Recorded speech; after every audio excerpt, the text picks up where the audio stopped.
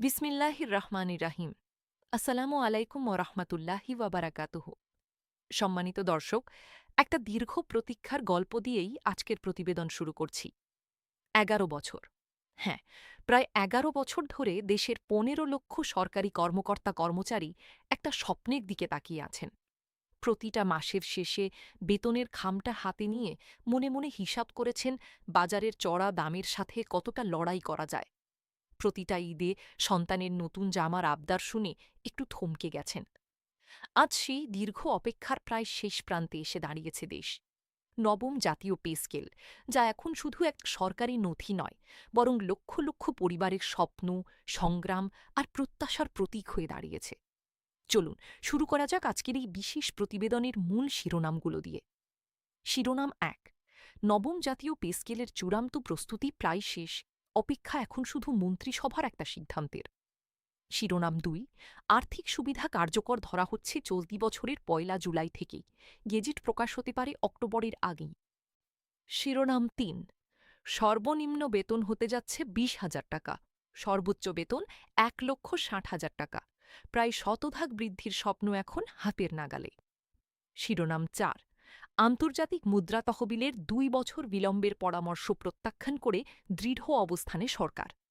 শিরোনাম ৫। উপকৃত হবেন প্রায় ১৫ লক্ষ কর্মকর্তা কর্মচারী, কয়েক লক্ষ পেনশনভোগী এবং দেশের হাজারো এমপিওভুক্ত শিক্ষক। দর্শক, এই ৫টি শিরোনামের প্রতিটির পেছনে লুকিয়ে আছে অসংখ্য মানুষের গল্প, প্রতিটি পরিবারের বাস্তবতা। সাথেই থাকুন, পুরো প্রতিবেদন জুড়ে আমরা এই গল্প খুলে ধরব আপনাদের সামনে। প্রথম অংশ, সর্বশেষ অবস্থান, প্রতীক্ষার শেষ প্রান্তে। আমরা শুরু করছি সবচেয়ে গুরুত্বপূর্ণ এবং সবচেয়ে সাম্প্রতিক তথ্য দিয়ে। অর্থ মন্ত্রণালয় সংশ্লিষ্ট সূত্র নিশ্চিত করেছে, নবম জাতীয় পে স্কেলের কাজ এখন একেবারে শেষ পর্যায়ে রয়েছে। দীর্ঘ আলোচনা, পর্যালোচনা আর একের পর এক বৈঠকের পর অবশেষে নতুন বেতন কাঠামোর খসড়া প্রস্তুত হয়ে গেছে। মন্ত্রিসভার অনুমোদন পাওয়া মাত্রই এর গেজেট প্রকাশের আনুষ্ঠানিক প্রক্রিয়া শুরু হবে। সূত্র বলছে, আগামী কয়েক সপ্তাহের মধ্যেই এই প্রস্তাব মন্ত্রিসভায় উপস্থাপিত হতে পারে। সবকিছু পরিকল্পনা অনুযায়ী এগোলে আগামী অক্টোবরের আগেই গেজেট প্রকাশের লক্ষ্য নিয়ে কাজ করছে সংশ্লিষ্ট মহল। এতগুলো বছরের অপেক্ষার পর এখন সত্যিই মনে হচ্ছে দিনটা বুঝি আর দূরে নেই। এখানে একটি অত্যন্ত গুরুত্বপূর্ণ বিষয় দর্শকদের জন্য স্পষ্ট করে জানিয়ে রাখা দরকার, যা শুনে অনেকেই স্বস্তি নিঃশ্বাস ফেলবেন। গেজেট প্রকাশে যত সময়ই লাগুক না কেন, নতুন বেতন কাঠামোর আর্থিক সুবিধা গণনা করা হবে চলতি বছরের ১ জুলাই থেকে। অর্থাৎ ২০২৬ থেকে ২০২৭ অর্থবছরের শুরু থেকেই এই সুবিধা কার্যকর ধরা হচ্ছে। ফলে গেজেট পরে প্রকাশিত হলেও সরকারি কর্মকর্তা কর্মচারীরা জুলাই মাস থেকেই বকেয়াসহ নতুন বেতনের সুবিধা পাবেন বলে সংশ্লিষ্ট সূত্র নিশ্চিত করেছে। ভাবুন তো, একসাথে কয়েক মাসের বকেয়া হাতে পাওয়ার সেই মুহূর্তটা কতটা আনন্দের হবে হাজারো পরিবারের জন্য। দ্বিতীয় অংশ, নতুন বেতন কাঠামো, একটা নতুন জীবনের সম্ভাবনা। এবার আসা যাক সবচেয়ে বেশি জিজ্ঞাসিত প্রশ্নে, নতুন পে স্কেলে বেতন কাঠামো ঠিক কেমন দাঁড়াবে। নবম জাতীয় পে কমিশনের সুপারিশ অনুযায়ী সর্বনিম্ন মূল বেতন ৮,২৫০ টাকা থেকে বাড়িয়ে ২০,০০০ টাকা করার প্রস্তাব করা হয়েছে। অন্যদিকে সর্বোচ্চ মূল বেতন ৭৮,০০০ টাকা থেকে বাড়িয়ে ১,৬০,০০০ টাকা পর্যন্ত নির্ধারণের সুপারিশ রয়েছে।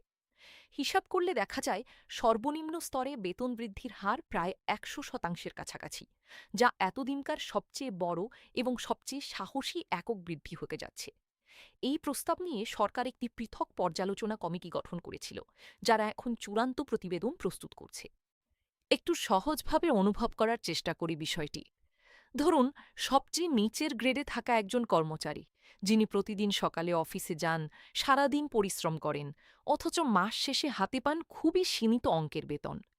আগে যেখানে তার মূল বেতন ছিল ৮,২৫০ টাকার কাছাকাছি, নতুন কাঠামোতে তা বেড়ে দাঁড়াতে পারে ২০,০০০ টাকার ঘরে। এই বৃদ্ধি শুধু একটা সংখ্যা নয়, এটা তার সন্তানের স্কুলের বেতন সময়মতো দেওয়ার নিশ্চয়তা, এটা তার পরিবারের জন্য একটু ভালো খাবারের নিশ্চয়তা, এটা একটা মর্যাদার জীবনের নিশ্চয়তা। আবার সবচেয়ে ওপরের গ্রেডে থাকা একজন কর্মকর্তা, যার মূল বেতন ছিল ৭৮,০০০ টাকার কাছাকাছি, তার বেতনও বেড়ে দাঁড়াতে পারে ১,৬০,০০০ টাকার ঘরে। অর্থাৎ প্রতিটি গ্রেডেই উল্লেখযোগ্য হারে বৃদ্ধি ঘটতে যাচ্ছে, তবে নির্দিষ্ট গ্রেড অনুযায়ী সুনির্দিষ্ট অঙ্ক জানা যাবে গেজেট প্রকাশের পরই। শুধু মূল বেতন নয়, এর সাথে সংশ্লিষ্ট আরও বেশ কিছু গুরুত্বপূর্ণ পরিবর্তনের কথাও উঠে এসেছে, যা এই কাঠামোকে আরও পূর্ণাঙ্গ করে তুলেছে। প্রথমত, বার্ষিক ইনক্রিমেন্টের হার বর্তমান ৫% থেকে বাড়িয়ে ৬% করার প্রস্তাব রয়েছে। দ্বিতীয়ত, বাড়ি ভাড়া ভাতা, চিকিৎসা ভাতা এবং উৎসব ভাতাতেও উল্লেখযোগ্য বৃদ্ধির সম্ভাবনা রয়েছে, যা প্রতিটি ঈদ বা পূজায় পরিবারগুলোর মুখে আরেকটু হাসি ফোটাবে। তৃতীয়ত, সাধারণ ভবিষ্যৎ তহবিল অর্থাৎ জিপিএফ এর সুদের হারও বাড়ানোর কথা ভাবা হচ্ছে। চতুর্থত, নিম্ন গ্রেডের কর্মচারীদের জন্য আনুপাতিক হারে বেশি বৃদ্ধির প্রস্তাব রয়েছে, যাতে যারা সবচেয়ে কষ্টে দিন কাটাচ্ছেন তাদের কাছে এই পরিবর্তনের সুফল সবচেয়ে বেশি পৌঁছায়।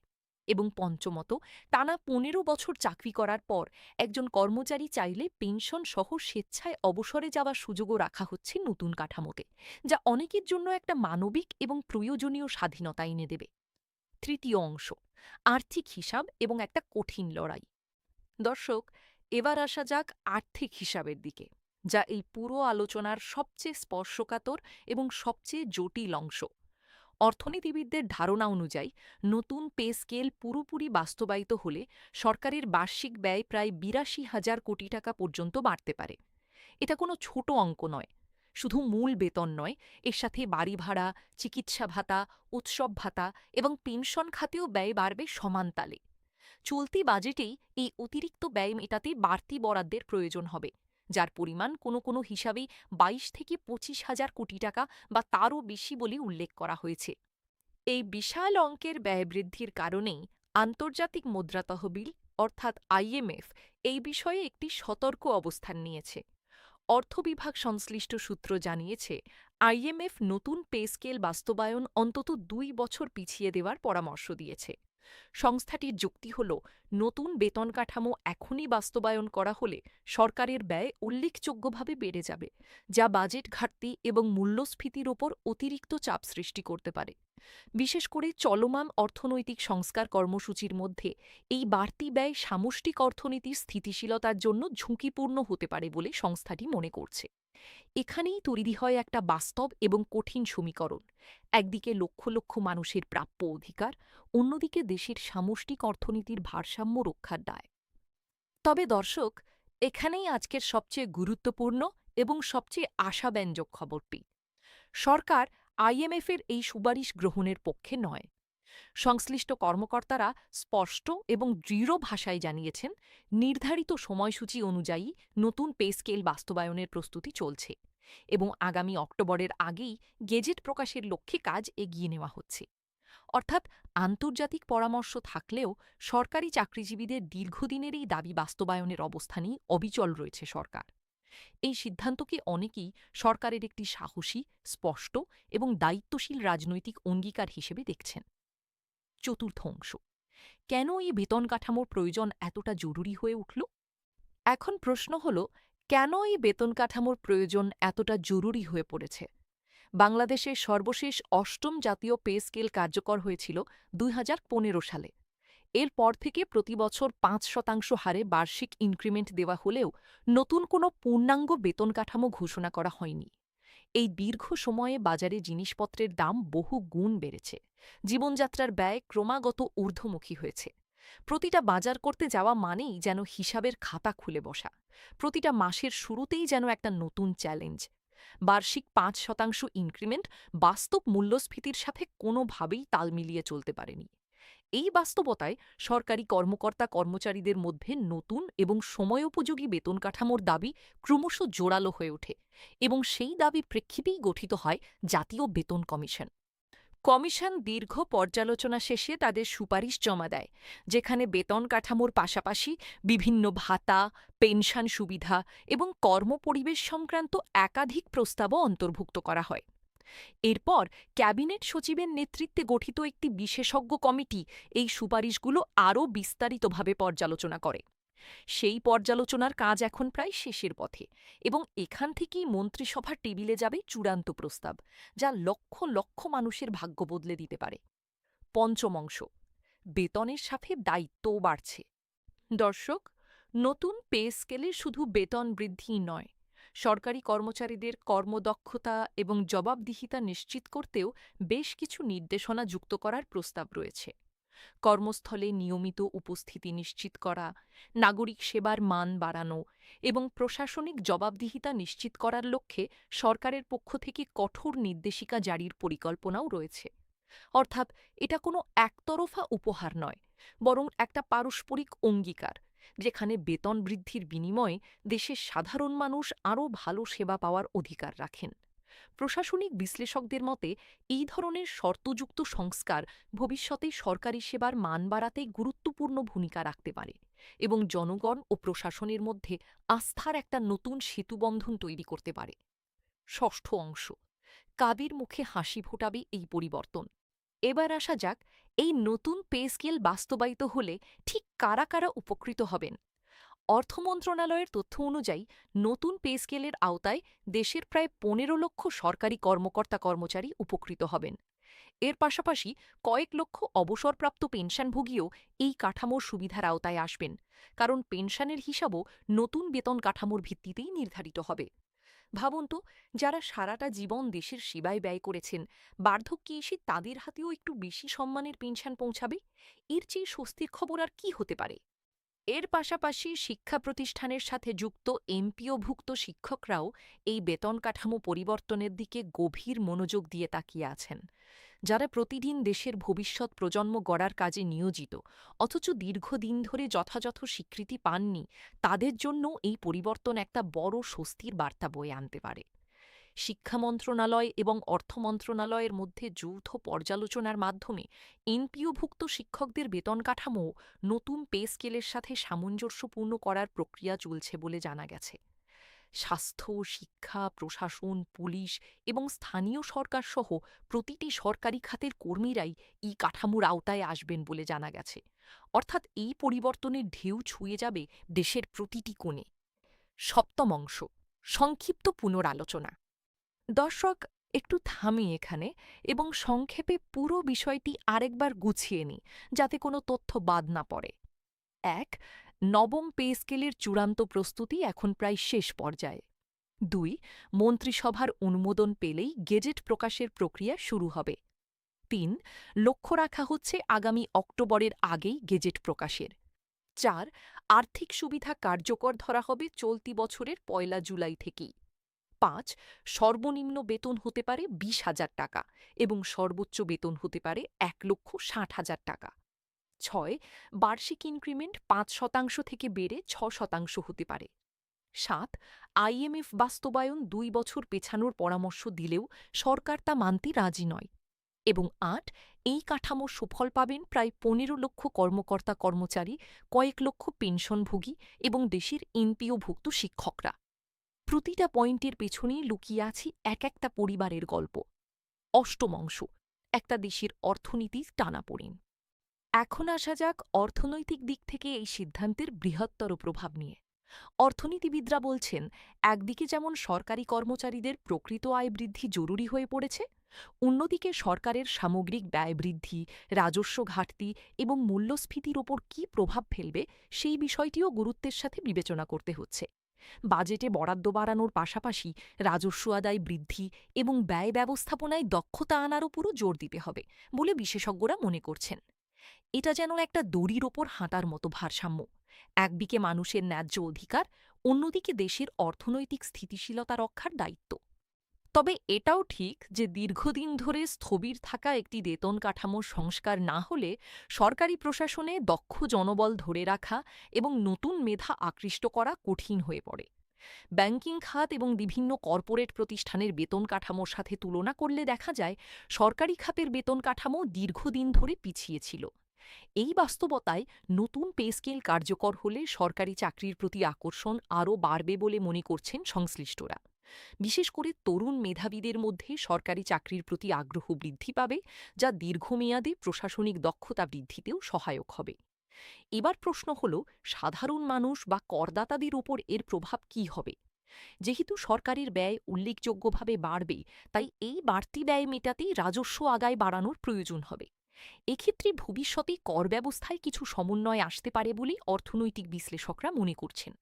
তবে সরকারি নীতি নির্ধারকদের অবস্থান হল সরকারি কর্মচারীদের প্রকৃত ক্রয় ক্ষমতা বৃদ্ধি সামগ্রিক অর্থনীতিতে ভোগ ব্যয় বাড়াতে সহায়ক হবে, যা দীর্ঘমেয়াদী অর্থনৈতিক কার্যক্রম চাঙ্গা রাখতেও ভূমিকা রাখবে। নবমাংশ, বার্ধক্যের নিরাপত্তা, ভবিষ্যৎ তহবিল এবং অবসর সুবিধা। দর্শক, এবার একটু কথা বলি ভবিষ্যৎ তহবিল বা জিপিএফ সংক্রান্ত পরিবর্তন নিয়ে। নতুন পে স্কেলের সাথে সাথেই জিপিএফের সুদের হার বাড়ানোরও প্রস্তাব রয়েছে। এতে সরকারি কর্মচারীরা তাঁদের সঞ্চিত তহবিলের ওপর আরও বেশি সুদ পাবেন, যা দীর্ঘমেয়াদে তাঁদের আর্থিক সুরক্ষাকে আরও শক্তিশালী করবে। পাশাপাশি অবসর গ্রহণের ক্ষেত্রেও নমনীয়তা আনা হচ্ছে। আগে যেখানে নির্দিষ্ট সময়সীমা পূর্ণ করার আগে স্বেচ্ছায় অবসরে গেলে পেনশন সুবিধা সীমিত থাকত, নতুন কাঠামোতে টানা ১৫ বছর চাকরি করার পরই একজন কর্মচারী চাইলে পেনশন সহ স্বেচ্ছায় অবসরে যাওয়ার সুযোগ পাবেন। এটি বিশেষ করে ব্যক্তিগত বা পারিবারিক কারণে চাকরি ছাড়তে চান এমন কর্মচারীদের জন্য একটি গুরুত্বপূর্ণ এবং মানবিক সুবিধা হিসাবে বিবেচিত হচ্ছে, যা তাঁদের জীবনে একটা নতুন স্বাধীনতা এনে দিতে পারে। দশম অংশ, প্রক্রিয়াগত ৫টি ধাপ, লক্ষ্যের একেবারে কাছাকাছি। এখন একটু আলোচনা করা যাক পুরো প্রক্রিয়ার ধাপগুলো নিয়ে, যাতে দর্শকরা বুঝতে পারেন এই মুহূর্তে আমরা ঠিক কোন অবস্থানে আছি। প্রথম ধাপ ছিল জাতীয় বেতন কমিশনের সুপারিশ প্রণয়ন, যা ইতিমধ্যে সম্পন্ন হয়েছে। দ্বিতীয় ধাপ হল বিশেষজ্ঞ কমিটির মাধ্যমে সেই সুপারিশ পর্যালোচনা, যা প্রায় শেষের দিকে। তৃতীয় ধাপ হল চূড়ান্ত প্রতিবেদন প্রস্তুত করে তা মন্ত্রিসভায় উপস্থাপন করা, যা আগামী কয়েক সপ্তাহের মধ্যে ঘটতে পারে বলে আশা করা হচ্ছে। চতুর্থ ধাপ হল মন্ত্রিসভার অনুমোদন এবং সবশেষে পঞ্চম ধাপ হল আনুষ্ঠানিক গেজেট প্রকাশ। এই ৫টি ধাপের মধ্যে বর্তমানে তৃতীয় এবং চতুর্থ ধাপের মাঝামাঝি অবস্থানে রয়েছে পুরো প্রক্রিয়াটি। অর্থাৎ এতগুলো বছরের যাত্রা এখন সত্যিই তার শেষ মোড়ে এসে দাঁড়িয়েছে। একাদশ অংশ, মানুষের কণ্ঠস্বর, প্রতীক্ষার ভিতরের গল্প। দর্শক, সাধারণ মানুষের মধ্যেও এই খবর নিয়ে ব্যাপক আগ্রহ লক্ষ্য করা যাচ্ছে। বিশেষ করে যারা সরকারি চাকরিতে নিয়োজিত আছেন, তারা প্রতিদিনই নতুন কোনো আপডেটের অপেক্ষায় থাকছেন। সামাজিক যোগাযোগ মাধ্যমেও এই বিষয়ে আলোচনা চলছে সমান তালে। প্রতিটা পোস্ট, প্রতিটা মন্তব্যে ফুটে উঠছে একটা মিশ্র অনুভূতি। একদিকে আশা, অন্যদিকে দীর্ঘদিনের সংশয়। অনেকেই জানতে চাইছেন তাদের নির্দিষ্ট গ্রেডে নতুন বেতন কাঠামোতে ঠিক কত টাকা বেতন হবে, কবে থেকে বর্ধিত বেতন হাতে পাবেন এবং বকেয়া বাবদ কত টাকা একসাথে পাবেন।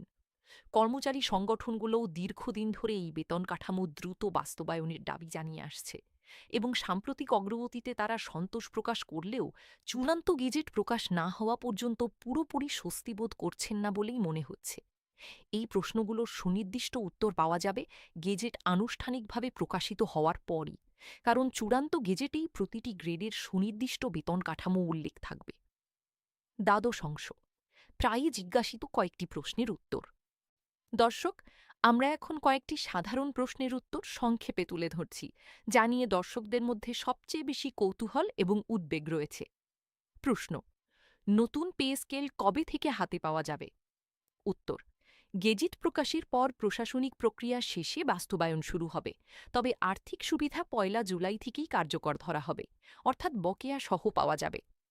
প্রশ্ন: গেজেট প্রকাশে দেরি হলে কি সুবিধা কমে যাবে? উত্তর: না, কারণ আর্থিক কার্যকারিতা ১ জুলাই থেকেই গণনা করা হবে। গেজেট দেরিতে প্রকাশিত হলেও বকেয়া হিসেবে তা সমন্বয় করা হবে। প্রশ্ন: আইএমএফের পরামর্শ কি মানা হচ্ছে? উত্তর: না, সরকার নির্ধারিত সময়সূচি অনুযায়ী বাস্তবায়নের পথে দৃঢ়ভাবে এগোচ্ছে বলে সংশ্লিষ্ট সূত্র জানিয়েছে। প্রশ্ন: পেনশনভোগীরাও কি এই সুবিধা পাবেন? উত্তর: হ্যাঁ, কারণ পেনশনের হিসাব নতুন বেতন কাঠামোর ভিত্তিতেই নির্ধারিত হবে, ফলে তাদের জীবনেও স্বস্তি ফিরে আসবে। ত্রয়োদশ অংশ, সামনে কি ঘটতে যাচ্ছে, শেষ কয়েকটা ধাপ। দর্শক, এখন সংক্ষেপে দেখে নেওয়া যাক সামনে কি কি ঘটতে পারে। আগামী কয়েক সপ্তাহের মধ্যে চূড়ান্ত প্রতিবেদন মন্ত্রিসভায় উপস্থাপিত হতে পারে। মন্ত্রিসভার অনুমোদন পেলে দ্রুতই গেজেট প্রকাশের প্রক্রিয়া শুরু হবে। লক্ষ্য রাখা হচ্ছে আগামী অক্টোবরের মধ্যেই এই গেজেট প্রকাশ করার। গেজেট প্রকাশিত হওয়ার পর প্রতিটি গ্রেডের জন্য সুনির্দিষ্ট বেতন কাঠামো, ভাতার হার এবং অন্যান্য সুযোগ সুবিধার বিস্তারিত তালিকা জানা যাবে। এরপর প্রশাসনিকভাবে তা বাস্তবায়নের কাজ শুরু হবে। এবং যেহেতু আর্থিক সুবিধা ১ জুলাই থেকে কার্যকর ধরা হচ্ছে, তাই গেজেট প্রকাশের পরপরই সংশ্লিষ্ট কর্মকর্তা-কর্মচারীরা বকেয়াসহ নতুন বেতন কাঠামোর সুবিধা পেতে শুরু করবেন। এতদিনের কষ্ট আর অপেক্ষার শেষে সেই দিনটা হয়তো সত্যিই খুব দূরে নেই। শেষ অংশ, সমাপনী মন্তব্য, একটা নতুন সকালের প্রতীক্ষায়। দর্শক, দীর্ঘ ১ দশকের বেশি সময় পর সরকারি চাকরিজীবীদের জন্য এই বেতন কাঠামো পরিবর্তন নিঃসন্দেহে একটি ঐতিহাসিক এবং গুরুত্বপূর্ণ ঘটনা। একদিকে এটি লক্ষ লক্ষ পরিবারের জীবনযাত্রার মানে সরাসরি প্রভাব ফেলবে, তাদের সন্তানের ভবিষ্যতে একটু বেশি নিশ্চয়তা যোগ করবে, তাদের বার্ধক্যে একটু বেশি স্বস্তি এনে দিবে। অন্যদিকে এটি দেশের সামগ্রিক অর্থনীতি এবং রাজস্ব ব্যবস্থাপনার ওপরও গুরুত্বপূর্ণ প্রভাব ফেলবে। সরকার এবং আন্তর্জাতিক মুদ্রা তহবিলের মধ্যকার ভিন্ন অবস্থান এই প্রক্রিয়াকে আরও আলোচনার কেন্দ্রবিন্দুতে নিয়ে এসেছে। তবে সবকিছু মিলিয়ে এখন পর্যন্ত যা জানা যাচ্ছে, তাতে সরকার নির্ধারিত সময়সূচি অনুযায়ী এই সংস্কার বাস্তবায়নের পথে দৃঢ়ভাবে এগিয়ে যাচ্ছে এবং লক্ষ লক্ষ মানুষের জন্য একটা নতুন সকালের প্রতীক্ষা এখন সত্যিই হাতের নাগালে।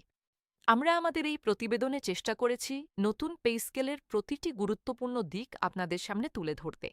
মূল বেতন কাঠামো থেকে শুরু করে ভাতা, পেনশন সুবিধা, আন্তর্জাতিক মুদ্রা তহবিলের অবস্থান এবং সরকারের প্রতিক্রিয়া পর্যন্ত সবকিছুই আমরা তুলে ধরেছি। যেহেতু বিষয়টি এখনও প্রক্রিয়াধীন, তাই এর সাথে সংশ্লিষ্ট যে কোনো নতুন তথ্য বা সিদ্ধান্ত আসা মাত্রই আমরা আপনাদের জানিয়ে দেব। দর্শক, আজকের প্রতিবেদন এখানেই শেষ করছি। নতুন পে স্কেল সংক্রান্ত পরবর্তী প্রতিটি আপডেটের জন্য চোখ রাখুন আমাদের চ্যানেলে। লক্ষ লক্ষ পরিবারের এই প্রতীক্ষার গল্পে আমরা থাকব আপনাদের পাশে প্রতিটি মুহূর্তে। আপনাদের মূল্যবান সময় দিয়ে আমাদের সাথে থাকার জন্য আন্তরিক ধন্যবাদ। আল্লাহ হাফিজ। আসসালামু আলাইকুম ওয়া রাহমাতুল্লাহি ওয়া বারাকাতুহু।